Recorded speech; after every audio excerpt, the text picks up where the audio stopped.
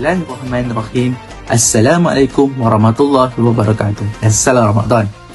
Saya PKS Ahmad Iman Arraf bin Abdul Rahman dari company 15. Pada hari ini, saya ingin berkongsi satu hadis yang sangat penting dalam kehidupan kita, iaitu tentang menutup aib orang lain.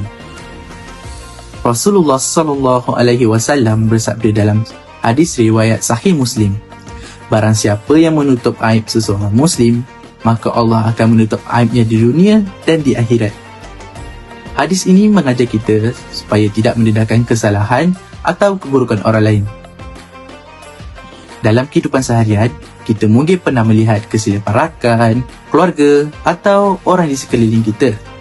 Namun, sebagai seorang Muslim, kita tidak digalakkan untuk menyebarkan aib tersebut kepada orang lain. Sebaliknya, kita perlu menjaga maruah dan kehormatan sesama Muslim. Jika kita melihat kesalahan seseorang, lebih baik kita menasihatinya secara baik dan peribadi, bukan menghebahkannya kepada orang lain. Pada zaman sekarang, perkara ini menjadi lebih penting kerana adanya media sosial.